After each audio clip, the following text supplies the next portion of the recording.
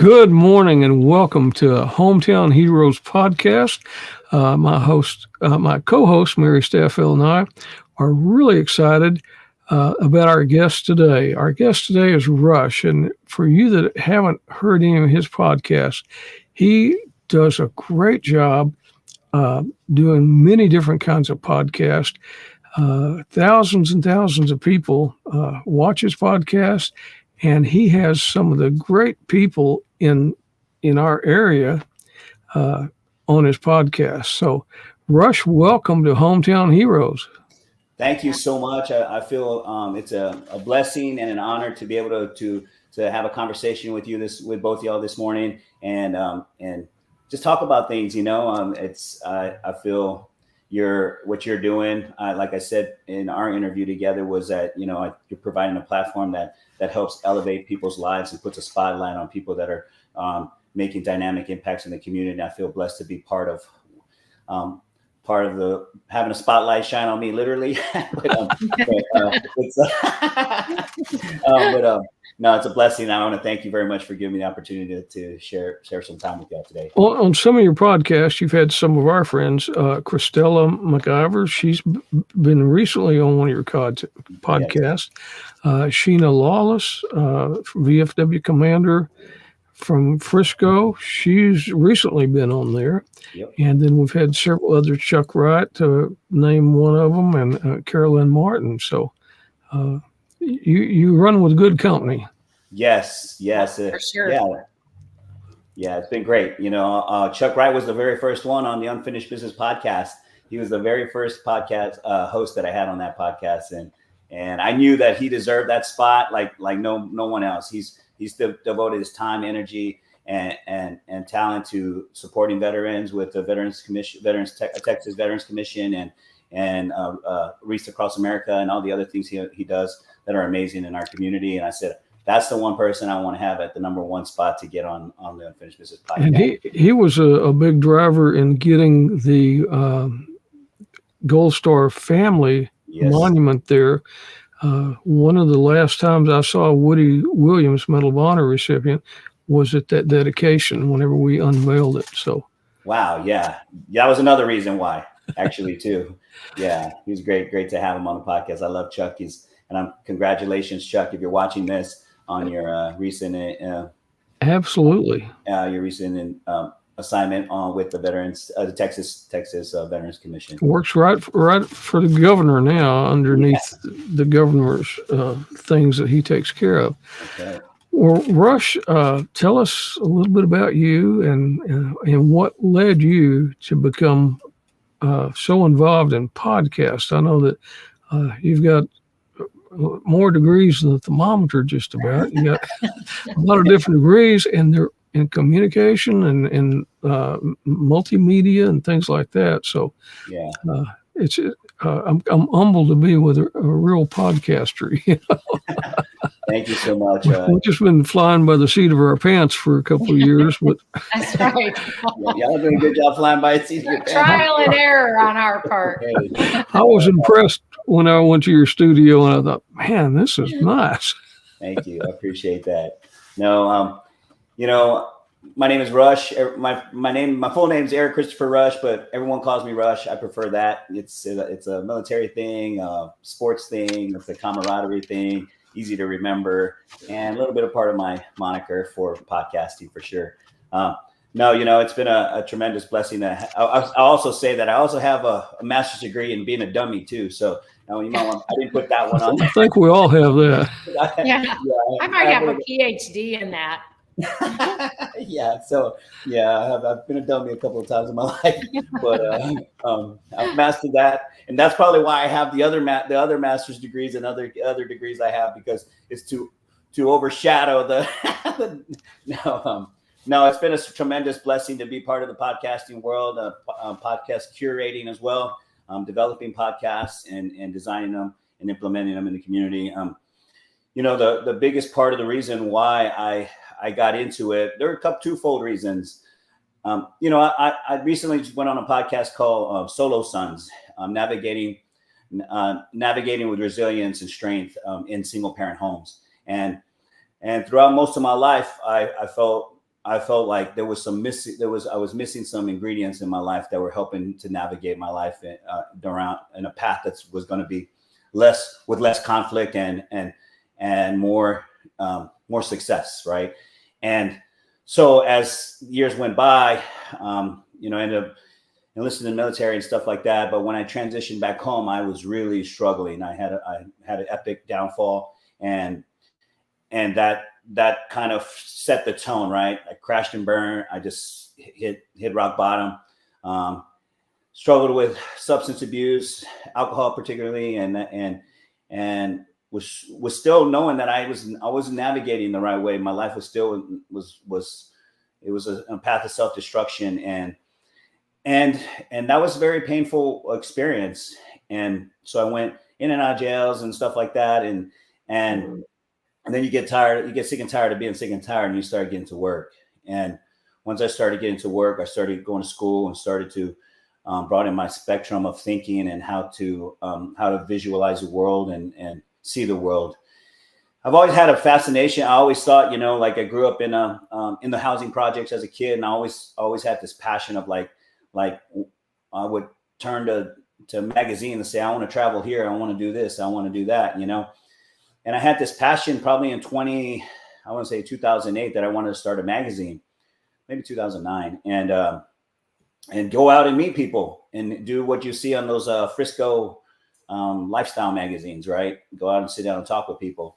And then you fast forward a few years later, the digital sphere hit.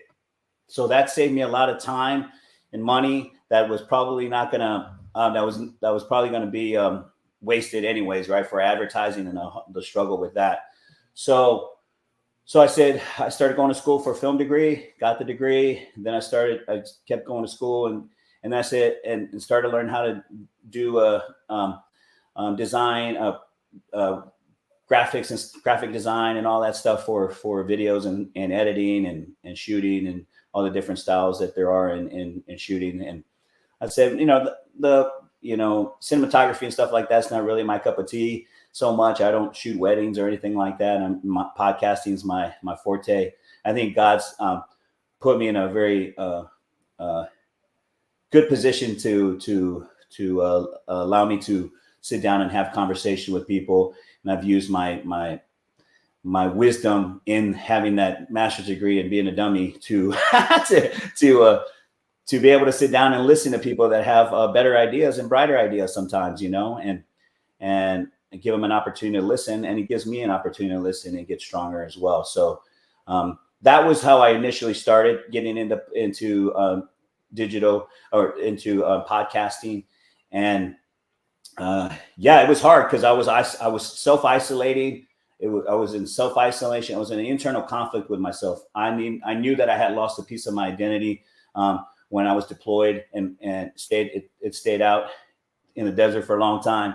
And when I came home, I wasn't the same person I was. I wasn't a joyful, jovial, happy, lucky. I was serious, cold, numb, and pretty angry person. And that did not translate, that caused a destructive pattern in its own itself.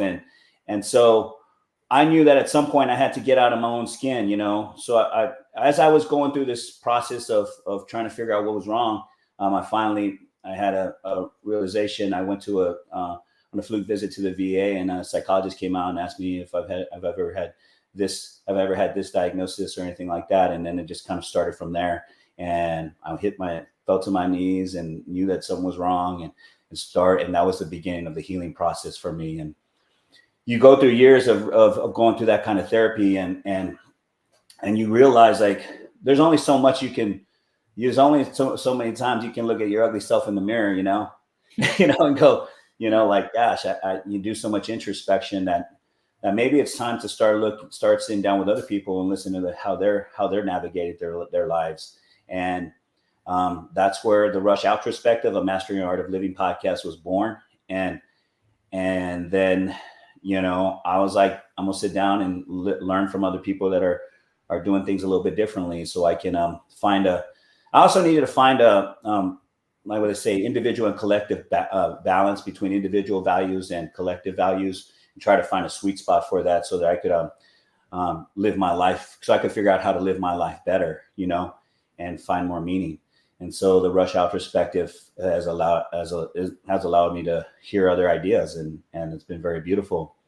And then from there, it was like, I was real hesitant. And my counselor at the VA had always been harping on me, you need to join groups. And I was like, I'm not interested in sitting down with hearing other people's war stories. I'm not, I don't want to get caught up in the grandiosity of that. And so I said, I think I might reach out to a veteran, the veteran community, and see if they'll allow me to go in there at one of their events and sit down and interview some people.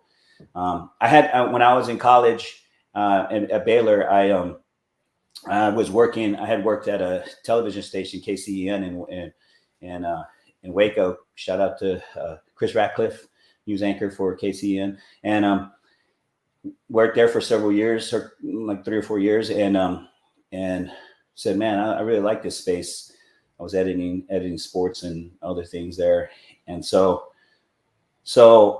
one thing led to another. I asked Sheena Lawless if she would be interested in this. And she called me back. She said, yeah, let's do it. Sat down, went to my first veteran event. I was nervous. I was scared. I wasn't nervous for the people, like to do the interviews. I was nervous just to be around other veterans. I didn't want to, like, everyone, just having the grandiosity of it all, So we sat down and talked, and I interviewed her and interviewed a bunch of other veterans, and I went home. I was like, oh man, I don't know if I can do this, yeah. So I decided to, so God says, I'm going to put I'm all about, like, honoring where God wants me to be, not where I want to be anymore in my life, because where my way got me in places I didn't want to be, So I just got stronger, mentally stronger, emotionally stronger, spiritually stronger in this space. And now I host the Unfinished Business Podcast, a podcast for veterans pursuing new life missions. And ironically, before this, I had got involved with Lisa K. Gurney, and they were just starting Veterans Appreciation Luncheons in Frisco. And then I partnered up with them, taught them how to kind of organize their whole new logo redesign and how to get into the media space and how to script some things out and presentations and on video, and shot a bunch of stuff for them. And then, so I was with them at the very beginning of the Veterans Appreciation Luncheon, and it's been taken off from there. The Unfinished Business Podcast is on its way for sure. Yeah, I really enjoyed being on your podcast. And, you had questions, and they were really thought-provoking questions, because you had to think about, what you really wanted to say. And I really love your format. Thank you. I appreciate it. Yeah. My format's real simple. 6 questions. There's 6 questions, but they're going to be like deep skin. I want to see what kind of blood you bleed, and I want the people to feel you, feel what's in your heart at the end of the day. That's really what it comes down to. So those 6 questions, maybe 1 or 2 might be kind of softball questions, but then we get into some really meaningful conversation, and I get to experience who you are, and other people get to experience who you are as well. And that's the mission. 6 questions, maybe 7 or 8, but six is a general rule, and there's a whole process in place that I streamline. And you surround yourself with some pretty great people. And yes, I got to meet one of them. Yeah, that's Bob, and he does know how to ask questions. Yeah, because that's the name of his book. Yes, he does. He knows how to ask a lot of questions. And that was really intimidating. Actually, that was an intimidating interview for me. I bet it was. Yeah, because I had just heard him speak at what do you call it? I just heard him speak at a Fellowship Power Lunch, which is the organization that hosts the Veterans Appreciation Luncheon. they I just heard him speak, and he was talking about leading with questions, and I was like, and I invited him to come on the podcast. I was like, how do you ask questions to a man who knows how to ask questions? How do you get that guy? And that's the book that Bob wrote. So that would have been a hard one to do, to ask questions of the guy that knows how to ask questions. But you did a great job interviewing him. Thank you so much. He so that was one of those things. I was, somebody like that, he knows what he's gonna say. So for me, it was like, well, I know what you're gonna say, but I'm gonna try to get you to say something different, something else too. I'm gonna add to that. And it was a beautiful conversation for sure. I learned a lot from that interview. You about 2015, 2016 is whenever you really started getting involved in the podcast and the video. And yes, yeah, like I said, 2013 is when I got that's when my experience, when I told you I went to the VA, and from there things started getting, like I said, that's when I started going back to school, finished film degree, finished my other degrees. And it was one of those moments where I said, just keep that ball rolling up, just keep showing up, keep showing up, and God's going to deliver your glory. God's going to give you the glory that you deserve. And had to put my own personal struggles aside and go, just keep going right. I would say, go north, and that's what I did. Went north, and here we are. I'm on the Hometown Heroes podcast. You made it to the big time. People who have this organic following that's so beautiful. I think it's so like rich, in purity and stuff like with great meaning. I'm glad that our paths connected and we got hooked up. Whenever you've got 2 bachelor degrees. Yes. And you told me that whenever you got those degrees, you didn't really have a great feeling of accomplishment. Yeah. Like I said, master's degree and being a dummy, right? So, there's a lot of shame and guilt involved in that, in and out in jail, incarceration, and brief stint for that, and just all for substance abuse related stuff, and there was a lot of shame and guilt having come back and have this epic crash. In 2 years, I had virtually first 2 years back, I virtually had just caused enough damage that some of it was irreparable, and I thought it was at the time. I actually thought it was irreparable, and that I would go through life feeling that shame and guilt. And so I started working, so I could put one foot in front of another, went north, kept going north, and I'm in North Texas, ironically. But, so I kept put one foot in front of the other and said, let's just show up, be present what God wants you to be. And so with that, you still have to struggle with that shame and guilt. And so it was very hard. Those accomplishments were bittersweet for me. I remember my first degree, I was bawling, upset, angry, disappointed in myself, and why it took so long to get to this place. But God's timing is perfect, and He's allowed. It wasn't until I got my master's degree that I realized that, okay, man, you can't deny it anymore. You have all this accomplishment. You have these videos, these podcasts. You sit down with very dynamic individuals in the community. You cannot deny what God's trying to show you anymore. You know what I mean? You know what I'm saying? And that's the one thing I think that I've learned from all of this is God's not asking me to be happy. He's not asking me to he's not asking me anything. He's commanding me to do this. He's commanding me to be happy. He's commanding me to be successful. He's commanding me to live in peace, joy, love, and happiness. And so that's what I strive for every day. Is not a no mind. Not a. But Russ, you brought up the guilt, the shame, all of those things. There's so many of us, so many people that have things from our past that until you got uncomfortable. You had to get comfortable being uncomfortable.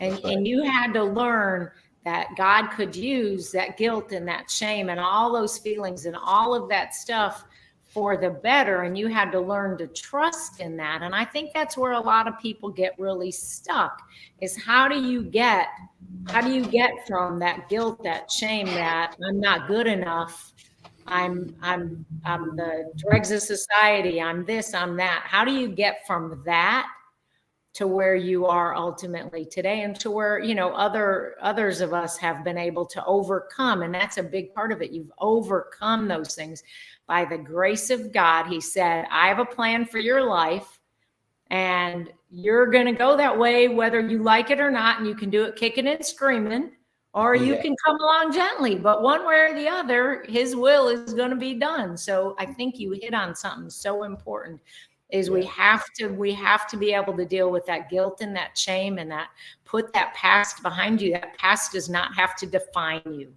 Yeah. The other part too is like, you got to do the work, the mental and emotional work. I've had counselors, for years, and for years, just pouring into me. And during that time of my fall, like when I hit rock bottom, there were people there that were pouring into me, trying to intervene and intervene in my life. And there was an intervention of people that were pouring into me. And now, as I reflect on it now, I say, look at all these amazing people that poured into me at that particular moment, in that time of my life. And I can appreciate it even more now. Back then I was still struggling, but they were there taking the time, energy, and effort to pour into me. Yeah. You got to do the mental work. That's the biggest part, is you gotta, first of all, recover, being in rehabilitation is so important. That's the best place you could step. You got to put yourself in rehabilitation in some capacity.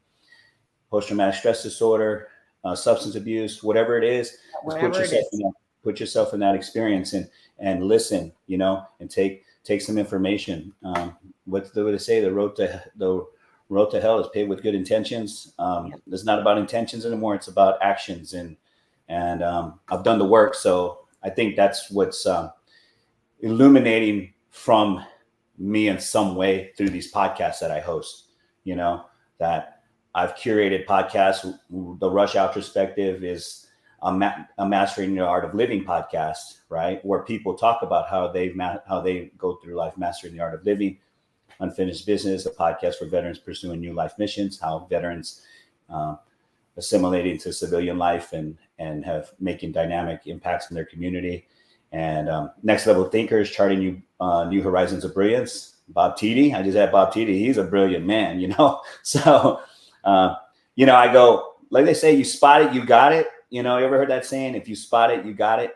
I think God's trying to show me I got it, like I got something that I'm curating this experience for other people to be a part of, and that I'm a part of too. So, and I say that with humility, because all glory goes to God first,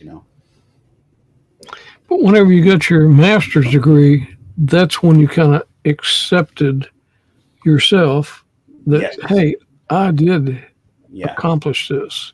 It's something to be proud of. Yes. Yeah. The other thing too is my wife, she was she was my girlfriend at the time, and she knew I hadn't been as open to some of the wounds, but she could tell that like I was struggling even in the master's program, like, could I push through this? Could I persevere? Could I accomplish this? And having her by my side was like one of those key ingredients to saying, you know what, like, you are worthy of this, your worthy comes from, Jesus Christ, who gave his life for you, and your life don't belong to you no more, my man. Like, it belongs to Jesus Christ, and that's where I realized, like, you know what, things are, I feel it now, I can see myself in the mirror and go, hey, that past now we're talking about it, we're talking about it so that other people can, now I'm starting to talk about it so other people can can hear what I'm saying, you know, and maybe something will be more impactful. And I plan on doing that in the next few weeks and months and the next couple of years too. So for sure. It really helps other people. You know, my brother, I came home from a deployment in early 2017. And within a couple of weeks of being home, I got a dreaded phone call that, you know, and this is my brother who has struggled for years. I mean, he struggled years ago with substance abuse and other issues in his life that he was able to overcome, and he overcame them. And he had 2 beautiful little boys, and he was in Florida and didn't realize the youngest was outside the car, and he hit him and he killed him. And that's a phone call that I got. And he is all the things that you just said, you know, it took a long, this has been since, you know, February of 17. And to see him where he was then and where he is today, it really had a lot to do with everything you're talking about. Really good people wrapping their arms around him, because otherwise I don't think he'd be here today, you know. Yeah. And he still has another son that he needs to be there for. And but all those things you just said, you know, you watch people actually go through them in their lives and how they figured out and how people came together to support them and to help them. And him, so he's very vocal on Facebook, and there's a lot of people that know all of this stuff. And he puts out stuff frequently about how important that support was and how important those friends are. And his sharing that has helped other people who have had to struggle through different things. Maybe it's not that, you know, carrying that heavy of a burden of that he's carrying, but he's helped so many people by sharing that journey, that hurt, that all those things he's gone through all these years. And it doesn't, I don't know that it ever goes away. He's always carrying that, but it's eased quite a bit based on all the people that have lifted him up and supported him. Yeah. You know, recently I just had a bitter ex-husband try to weaponize some of my past against me. And it was kind of like, it was shameful, and it was shameless, you know, too. But it's interesting because that was more than almost 2 decades ago, you know. So we're living in the present moment, and it's just been one of those things you go, well, people are going to try to do that anyways, you know. Right. So right. I mean, if they're in that fire, what would they be like? You know, like if they're in that dark hole, how would they be responding to it? You know, and it's just different when you can talk about, you know, someone else's tragedies, you know, and suffering in a very disparaging way, you know. But yeah, it's been beautiful though. You know, God's transcending. I can see the transcending experience happen coming before me even as we speak right now. You know, I think the other biggest question too, this is the most important question that has to be answered, is why are you turning to substance use to solve your problems, right? Like, why? If you can answer the question why, then you'll answer the question how. And for me, that was my biggest turning point. And of course, that was what I was experiencing was a root cause. That was the symptom of something greater going on. It wasn't until my VA experience that I realized that, you know what, like they said, this right here, this what you went through, your coping mechanisms, your unhealthy coping mechanisms are a result of this. And so that was like a light bulb moment. I was like, now I understand why. Now I know how to do. Now I know how, you know. And so finding that solution to why was like, okay, why is this happening? And a lot of it, you know, was combat related, and that's when the downfall happened. You know, 2 years. You know, that's a very short amount of time to self-destruct. And so for me, it was like, okay, that's why. So now I know how. And so, but yeah. Let me ask you this, Rush. Whenever you're going through, I mean, you were at the very bottom. You couldn't get any farther down than that. And that's it's an individual event. I mean, you're there. It's like a boxer in the ring and just getting beat to a pulp. Yep. But you don't realize, or maybe you do at the time, there's a whole lot of people behind you that are in your corner that want it more than you do. Rick has to mute while the planes go over. Oh, you got a plane go by. Yeah, no problem. Yeah. He's more. I'm a little less in the direct path. He's very much in the direct path. You live at the airport now. Just about. On a plane. You live on a plane. You're not letting everybody know, Rick.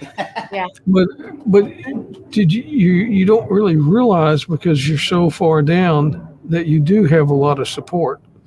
Yeah. That you have people loving you and praying for you, and they want it more than you want it. Right.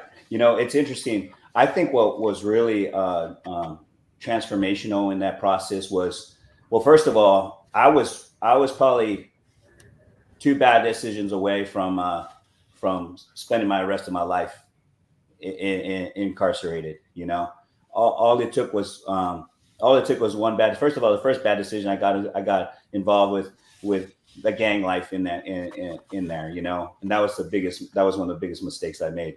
Because when they say it's a criminal organization, you're joining a criminal organization, and if you ain't that kind of criminal, you're in a lot of trouble, you know. Yeah. And so that's a mistake number one. The other mistake could have happened was I could have done an action that would have caused me to be there for the rest of my life. And if I had followed through with that particular action, I probably would have done that. And I was at a place where I was like, let's do this, you know, pride. And that's part of your false pride, you know, the ego's trying to take you down, and the evil one's trying to pull you back, pull you in forever.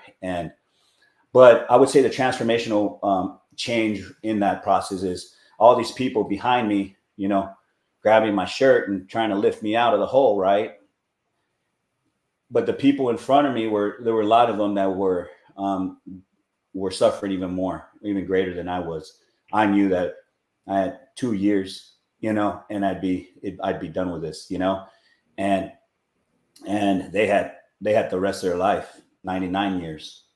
And so that humanity, that the inner self of who I am, the habit self was what got me in that place. The inner self of who I was realized had some the humanity involved in what they were going through. The persecution that they had experienced was like unjustly in many cases, in the cases I've met, at least. I don't know, but I didn't know their circumstance, but I know that they committed a crime that warrant a just, fair, whatever they were sentenced. But the humanity in that, I still had compassion and felt. In fact, anytime I left one system, I would give all my stuff away to one person, or, you know, someone who had it far worse than I did, and that I was going through at that particular moment. And so that was an eye-opener experience. And I think even the people who were affiliated were like, dude, you don't belong here, man. Like, you don't belong here. You know, like, what are you doing? Like, but I was at that place where pride and pride was taking me down a hole that you know, didn't want to admit that, hey, this isn't working, you know. Yeah. So, yeah. But you've come out of the ashes of all that. Yes, man. Yes, sir. And you've got a far different life than you had back then. 100%. It's beautiful. I think, like I said, people knew. I remember. I'll share a story. I remember one time this probation officer was screaming at me at a courthouse. She was like, "What the hell?" She used every vulgar word you could use. Wake up! Like, she was screaming at me at the courthouse right when I was getting ready to go inside to see the judge, and he was screaming, "What are you? You're effing up your life, blah blah blah." And I was like, "You look at you. You dress so clean. You are so sharp. All this stuff." I had this little nice suit on, and I was like, I could not put my finger. I couldn't see myself, you know. And but like I said, today I am living a different life, totally, completely. Like, people be like, "What?" Like, people see, I kept my card so close to my chest. People like, "What? I didn't know that this happened," you know. And it's because I, you know, I wanted to use it as fuel, as fire, and I'm not going to be the one to complain, moan, and groan about the things I've been through. You know, I'm going to just shut up and listen. Listen to what God's telling you and what He's telling you to do, not asking you. So yeah, I belong to God. I belong to Jesus Christ today. I don't belong to me. Amen. Yep. So, what's your favorite project that you're working on right now? Ooh, wow, that's a hard one, man. Because I enjoy both. I enjoy the Unfinished Business podcast, a podcast for veterans pursuing your life mission. I love that podcast because I'm getting into the thick of it with a lot of great veterans that are out there that are making dynamic impacts. I want to make that one blow up even more. Then the Rush Outrospective, a Mastering Art of Living podcast. I really like that one, probably a little bit more because I don't know. I get to talk about living a God-filled life, or get into spirituality, or get into some kind of soulful conversation, and that's what I really like. But there's one that is really playful one. It's called Into the Music, Igniting the Power of Music, that I really want to get involved with. It's just because it's not so heavy. Not so heavy, and not so, it's like, let's talk about your music. Let's talk about why you play, why you sing, why you're a country music artist. Like I just interviewed his name is Craig Wayne Boyd. He's the winner of season 7 of The Voice on it, and I want to spend more time doing that. Yeah, and talk to rock stars and country music recording artists. So I would say, and then this one with Bob, that one took this whole podcast to another level for sure. Like I've had so many great follow-ups with that, with more followers and stuff like that. So that's been a really great one. So it's so hard to choose, like I love them all. I do want to do this though. I want to get people to host the series, like come as a guest host and host the series now. Like Christella, she's gonna be a guest host for the Rush Outrospective. Nice. Yeah, she's I'm really excited for her. We're just talking about her. That's so funny. But she has a lot of energy. That girl. Yeah, when I first met her, I met her at a Fellowship Power Lunch event, and if you've never been to one, you should go. They have motivational speakers every month, very amazing speakers, and she was there, and I was like, "Who is this woman?" Like she just came in there and she wanted to be part of everything. I said, I gotta understand who she is, and I invited her to the podcast without knowing very much about her, and I got to learn. She's a handful. She's great human. Yeah, I love her. I don't know how she has the energy, the time, everything else. She's everywhere. Yeah, that's amazing. So yeah, she's gonna host. I was gonna reach out to her today, actually, ask her when she wants what. Well, she's listening right now. Yeah. I was at a clay shoot with her a few weeks ago. Yeah. And she had 2 other events right after the clay shoot, that afternoon, that evening. And I don't know if she went and changed clothes or if she wore the clay shoot clothes, but she was going to be wherever she needed to be. So remarkable individual. I'm sure she changed clothes twice. I don't think Christella wore the same thing she wore to a clay shoot. She's way too fashionable for that. Yeah, I know. I'm like, well, I wonder what her closet looks like. We should go do a podcast in her closet. Yeah. You can explain every dress there. We can start a fashion podcast. Our let's see. I'm here for all of you always. It's such an honor to serve and support. We appreciate that. Thank you very much. For our veteran audience out there, tell us more about Unfinished Business. Where did that come from, and what's that podcast about?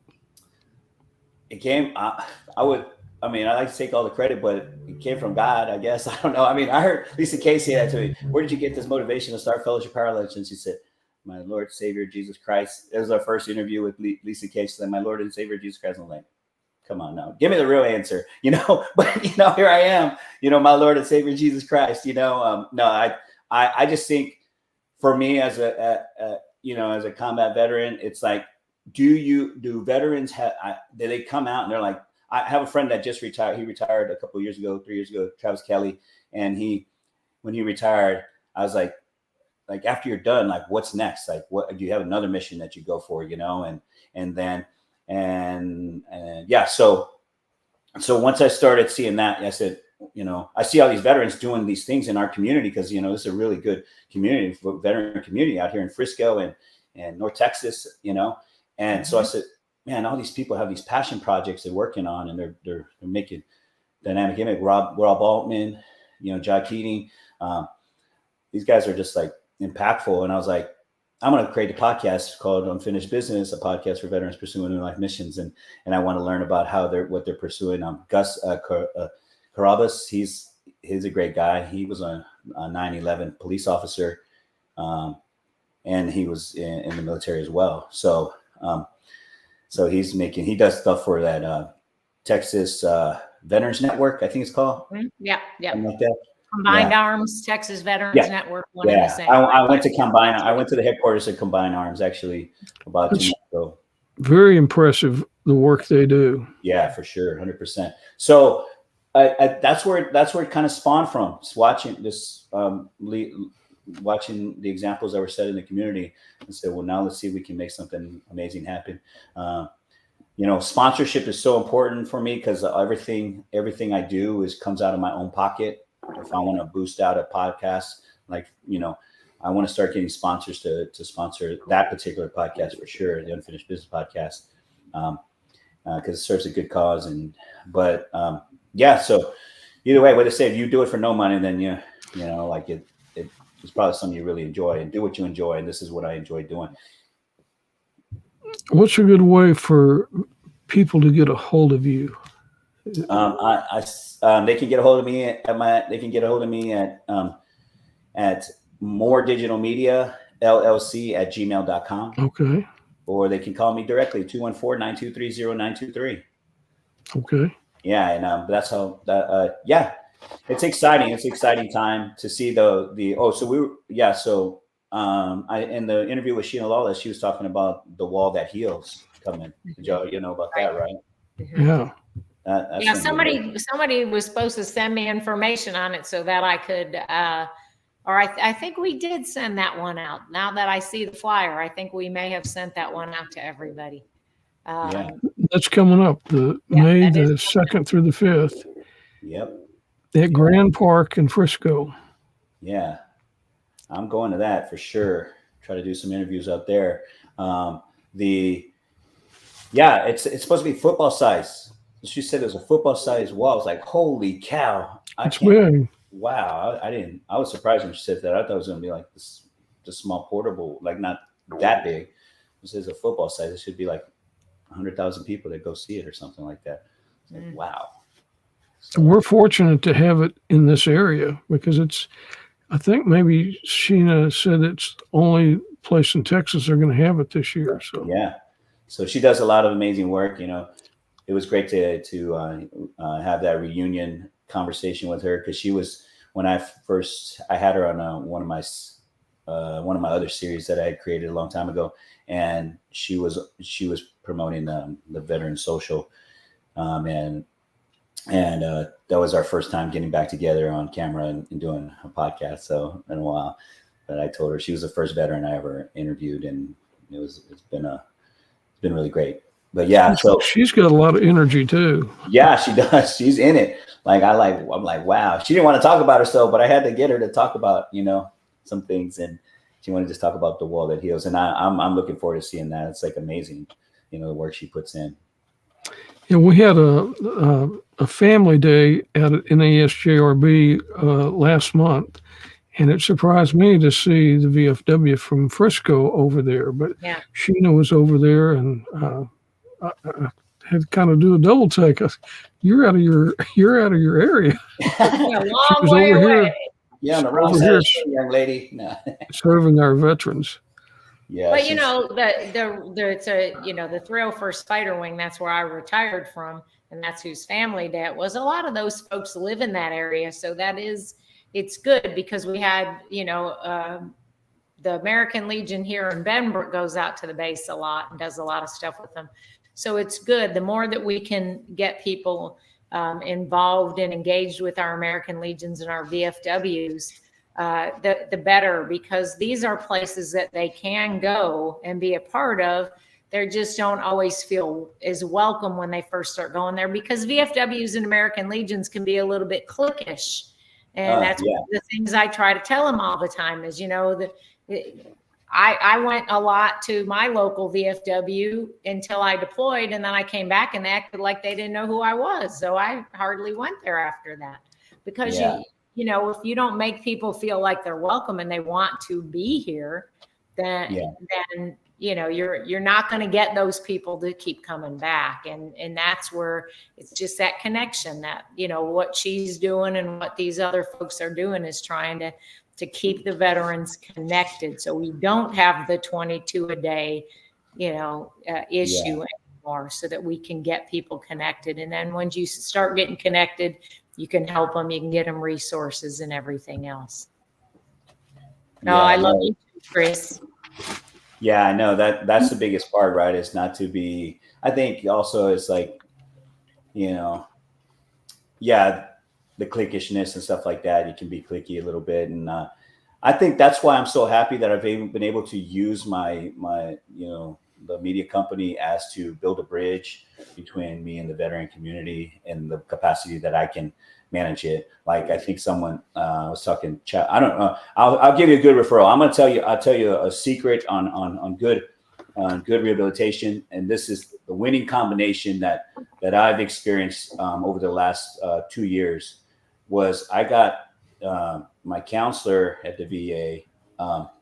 She referred me to Chaplain Lake in Fort Worth, and so now I have a meeting with the Chaplain Lake from the veterans chaplain over the veterans in Fort Worth, and I have my counselor. So now I have a Christian-based counseling with Chaplain Lake, and I have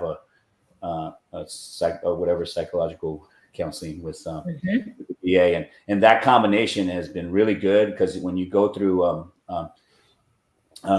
let's say, because we just had a custody situation going on, and you need that spiritual guidance, not just the mental part, right? You need that spiritual morality poured into you, and Chaplain Lake has been a beautiful fusion into my rehabilitation for sure.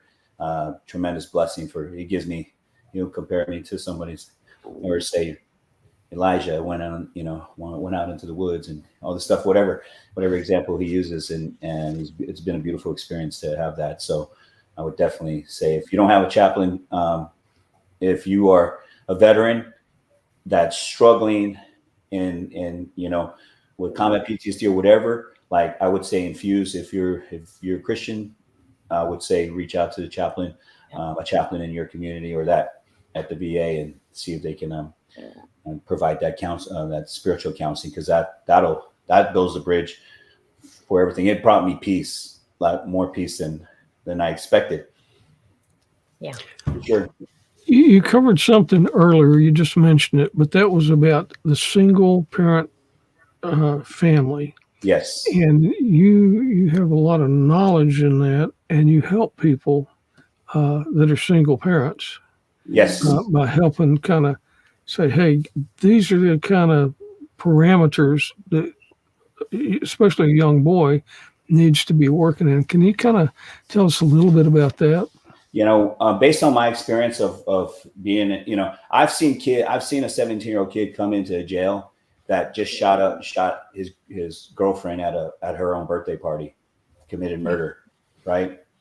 And then I've also seen a guy. I met a 35-year-old man who was doing a life sentence, who had been there since he was 18 years old. Oh, So and I went to a rehabilitation program, and you know, one of the big things they were teaching us was about core values, having core values, and how to handle conflict. I really believe that children, parents need to be their son or daughter's mentors. And if don't, I say they should not assume that their children know what core values are, and maybe the own parent doesn't know what core values are. But if they don't, they should learn what they are and start figuring out. Also, in instilling family values in the home, like a literal plaque that has family values on it. This is the family values of our home, because it sets up a clear parameter of your home and how you're going to operate and treat each other in the home. Not everyone has a placard in their house that has family values, right? So there is no parameter. There's no understanding of how we're gonna communicate politely. We're gonna say thank you and please, or whatever these core family values you implement in the home. But I think there's a false assumption that some parents make, that kids know what core values are when they really don't.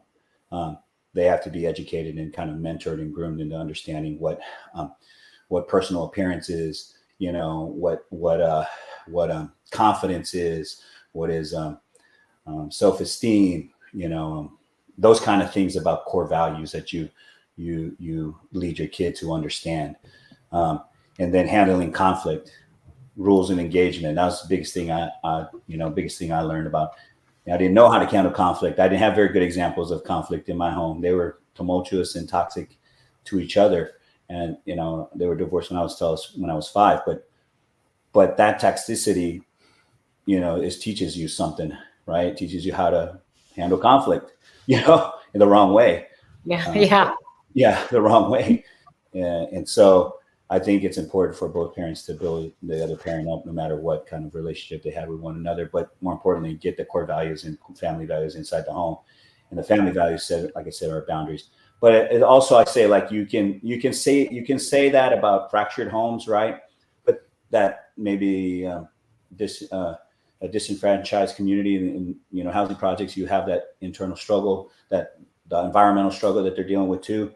But I would say the more dangerous ones are the self-righteous ones, the ones where the children have everything they want, they get everything they want. They're still divorced. Their parents are in a single parent home, but that kid gets what he wants in this home, gets what he wants in that home. But that kid does not understand what core values are still, and that makes it even more of a problem, because you can have empathy towards somebody who has parents that are incarcerated, right? And understand. But if you have a self-righteous mom or father that's just, fueling that ego, you're not teaching them how to get core values, then that becomes a really bad problem. Because you have to teach the parent, because the parent, may never have been exposed to core values or family values. So it becomes a generational crisis, but no, I mean, that's what my experience is. That's been my experience in learning about it. And I think that setting some clear boundaries and having the kid understand himself better. There are a lot of tests that you can do to see what a kid thinks about himself, a child, a boy, or girl. And once you see that, you'll unravel. You'll be surprised. You'll be surprised with what they know they don't have. You'll be surprised what they're lacking. And how self-aware they are, and their shortcomings. You got a lot of good insight from your time at the bottom. I hit rock bottom, and then thank God the floor was concrete, because I would have probably gone even further. You had to quit digging that hole. And all I had was a dang broken pencil and a toothbrush. I'm just kidding. No. But no, it's been a beautiful experience to see the transcend from that. And now I'm talking about it, which is it's really cool and weird at the same time, but it's been beautiful. I'm blessed, and you are blessed, but you're blessing a lot of people.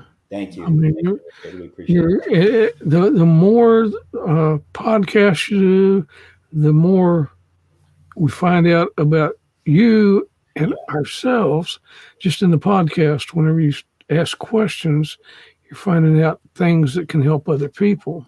Yeah. But I'm going to ask you a question that you asked me. Okay. What do you want your legacy to be? What does that look like? Well, okay. You had these two chairs. There were empty chairs. A picture that was initially posted, right? Yeah. My legacy is in one of those chairs and being able to talk and listen to other people, and being remembered for that, and loving my wife. Don't make me cry, Rick. The last one almost got me pretty bad. No, I'm loving my wife the best possible way I can.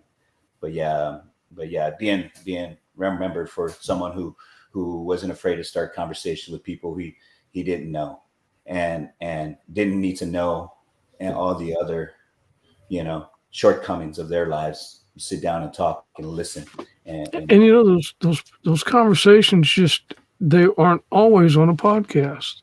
nope. Sometimes I have some great conversations with an old guy. I guess it must be an old man thing, but I'll see somebody in Sam's or, a store or something, and we'll just start talking. Yeah. And, we might not have much in common until we start talking. And then, we learn about each other just in passing, meet some great people. Yeah. I've been minor in the seats in the podcast world, but I do run on a few times. Recently I had a veteran, 24-year veteran who just retired, was their first year out, and they were struggling, and I sat down and talked to them for a while on the bed of my truck, and they were so thankful that I shared the information I shared with them, and that was a really blessing. So I'm glad, because this is really refreshing, is that people can't weaponize these stuff. It was a contentious moment when this whole situation, there was a time where there was some contentiousness going on because someone was being malicious, towards me. And, but now, you can only say one bad thing once, and then you keep saying bad things about somebody. It's like, what's wrong with you, man? You know what I mean? And sometimes, that's just the person, and that's what they think. It's not what you think or who you are. Yeah. But it still gets right here, and you think, I want to get that guy. Yeah. This is a friend of ours, Carla Wicks, says, "Bless you, Russ. God will always use our struggles if we allow ourselves to be vulnerable. People love authenticity." Amen. Thank you. And that's coming from a veteran. Yeah. And that's coming from a Gold Star mom. Oh, wow. So she knows a little bit about Thank you. the dark days of life. Yeah. She does. And she'll be a good guest on your podcast. Yeah, I would love that. Carla, I'd like to invite you right now. We'll sit down and talk. Yeah. For the community. I live in Frisco, Texas. We can do a podcast. That would be really great. She goes all over the country doing Gold Star mom stuff. So, oh, really? Yeah. Maybe we can. I think she wasn't she the head of the state Gold Star moms or something? Mary, do you know? Oh, I can't remember. Carla, you can answer that. You're on here. Wow. Carla's amazing. She is indeed. Said Rush, if you have time, I'll be at Roll Call Luncheon on the 26th. That's coming up next Friday. We're going to talk about that. You will meet the most amazing people and can later interview some. So we'll have about 600 or 700 people that day. Yeah, maybe we can integrate some of the Unfinished Biz podcasts on the road, I think that would be good if you could bring your equipment and you can just do some podcasts there. Carla said, yes, she was the president of the Texas Oklahoma Gold Star Moms. So. Wow. Okay. Yeah, I'm away. I'm out. My wife and I are going on vacation the 25th through the 30th. So, but yeah, so I won't be able to make this one, but next month. Yeah. Yeah. We do it every month except July. She's immediate past president, but nice. Still. Awesome. Well, I look forward to meeting you, Carla. We're going to make it happen for sure. Well, this has been a great time to kind of find out about you and the things you do, and tell us you've got several podcasts, and let's just kind of go through them real quick so people can go find them.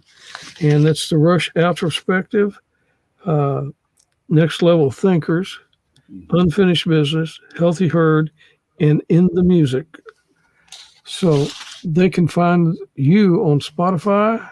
Yes. Yep. Spotify and on Facebook. I do all of my content on Facebook right now because it's just a more tighter community. Easy platform. Yeah.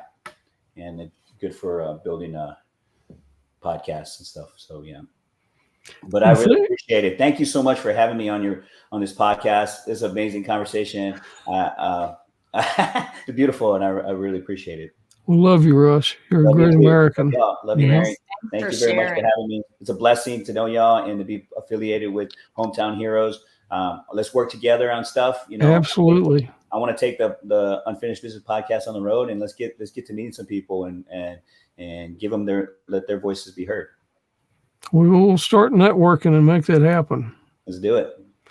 Well, thank you so much. It's been an honor and a privilege to have you on Hometown Heroes. Thank you, Rick. Thank you, Mary. God bless y'all. And we hope to see you really soon. You will. We are in person. In person. Yes. Yes. Remember Don Graves, Mary. That's right. We'll set calendars. Okay, let's do it. Okay. Yeah. Thank you, Rush. Okay, love y'all. Okay. Have a good day. You too. Bye-bye. Bye. Wow, that was good. It's always good to hear such positive things after somebody has hit the bottom like that. Right. And it shows other people that the bottom doesn't mean that that's where you have to stay. And it's, in the bottom, I mean, you can be like some people have the post-traumatic stress, or other people have lost a limb or lost multiple limbs or had traumatic brain injuries and things like that. And it's so good whenever we can see those people, just like Scott Palomino. Mm-hmm. The other day was his alive day. And I was just thinking about that story whenever he was so tired and he fell into his bunk with his head at the foot of the bed instead of where the mortar shell hit. And God knew. He intervened and made sure that he didn't sleep the way he usually slept. And that's absolutely true. And you have to believe at some point that this all can't be accidental. So I think that Rush is, he really probably helped a lot of people right there understand that the bottom does not always mean the bottom. That's right. If you fall, you just got to pick yourself up and get back up on your feet and get going. Keep climbing. It's easier said than done for some people, Absolutely is way easier said than done. Well, you've had a pretty busy few weeks, haven't you? This past week has been real busy, especially with the the podcast. When I saw the guys Thursday night that were on the podcast, they were still really so grateful to have been on the podcast, to hear, to be able to share their story and to kind of reconnect with their hometown. And then the war stories, the feedback I'm still getting from war stories has just been really great.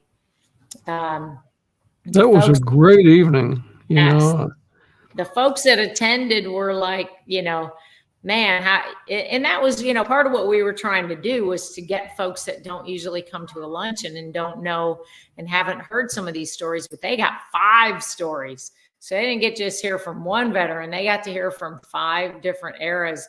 And the interaction between the 5 of them was really great.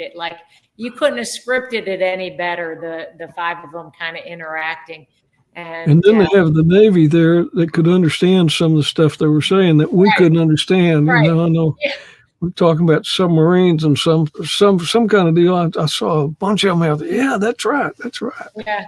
Yeah, exactly. So it was really neat. And then we, of course, I was at the air show, but not with roll call. I was at the air show with family on Saturday. And then Sunday, had Don out at the Motor Speedway to sing God Bless America again.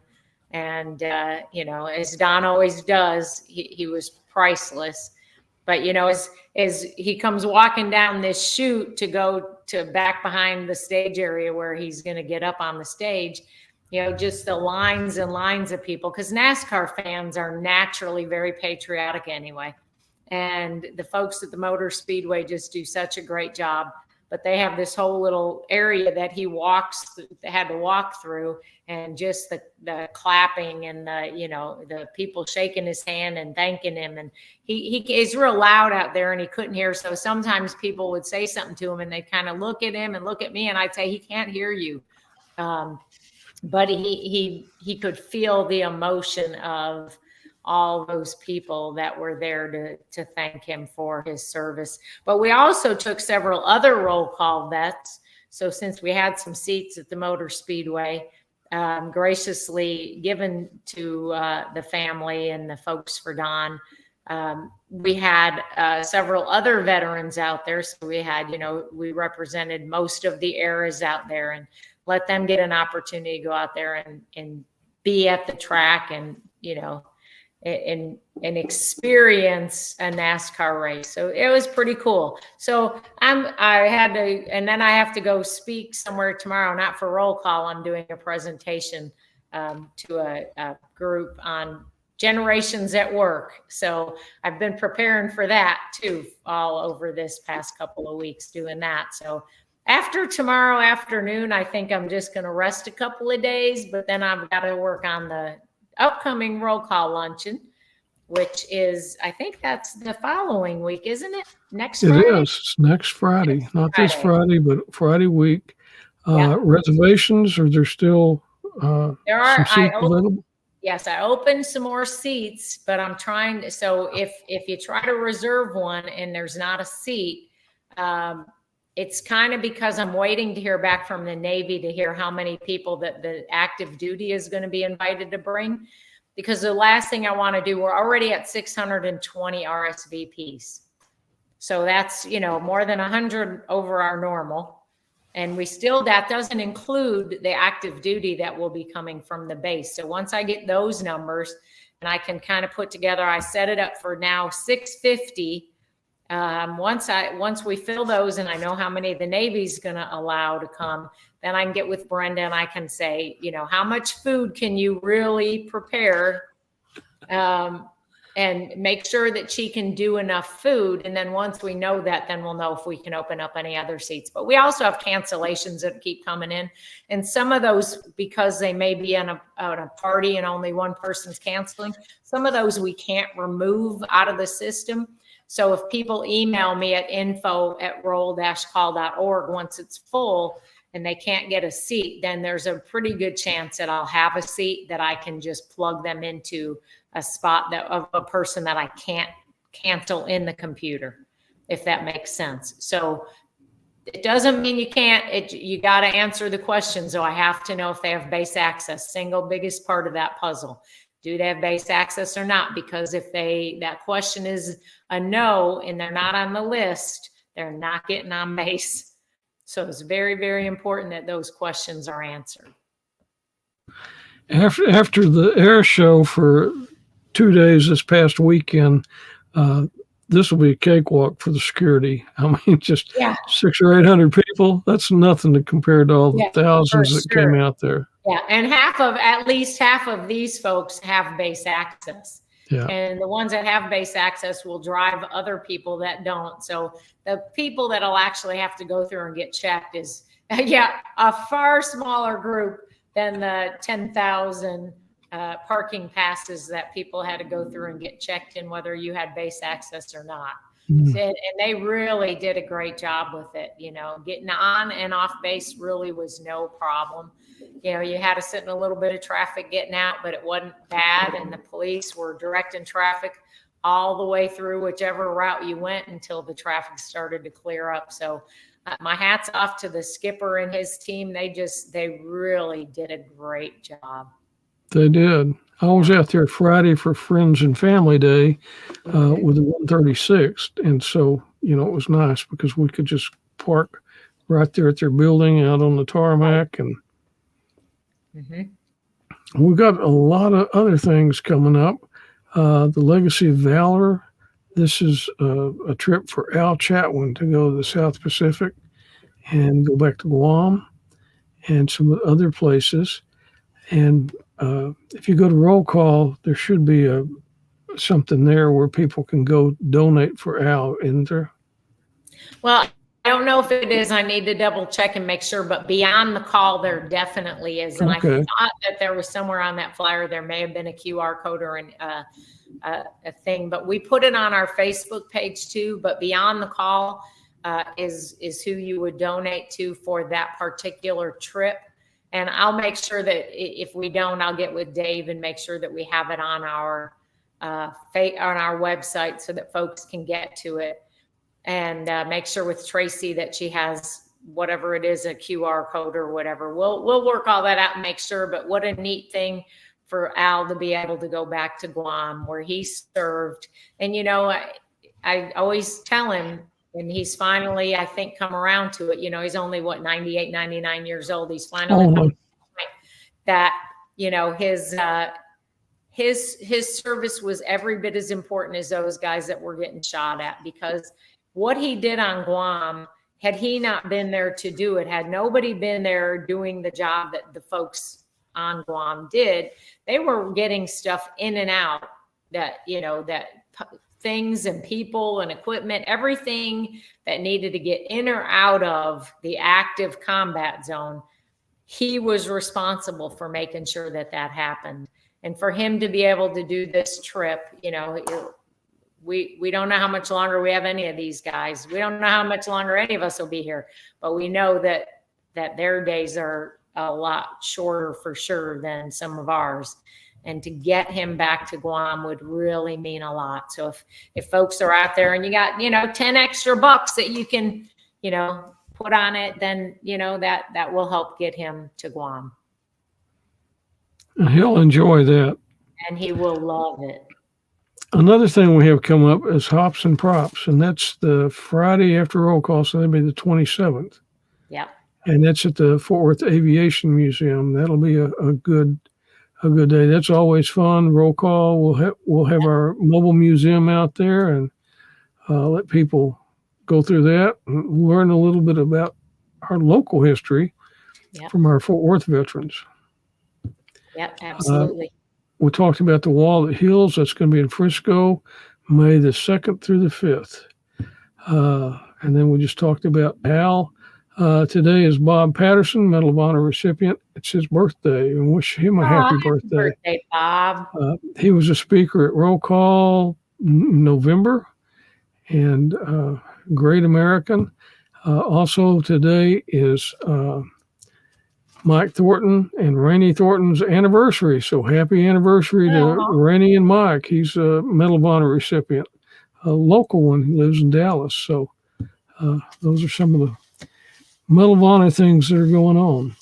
Well, Mary, it's been a good show, and we look forward to having, tell me who's next week. We're going to have Jim, right, next week? Jim. Yeah, Jim Hodgson. With Aviation Museum, and he's also with the veterans organization that is working on the memorial for the Tarrant County Vietnam Veteran Memorial Committee. And that's an important memorial. You know, we need to get more involved in helping them raise funds, because it's going to be on Camp Bowie, right where Camp Bowie was, right there at Clover Lane and Camp Bowie, that Veterans Park. So yeah, and the design is great. It was a contest put out, and I'm sure Jim will talk about it because it really is a neat thing.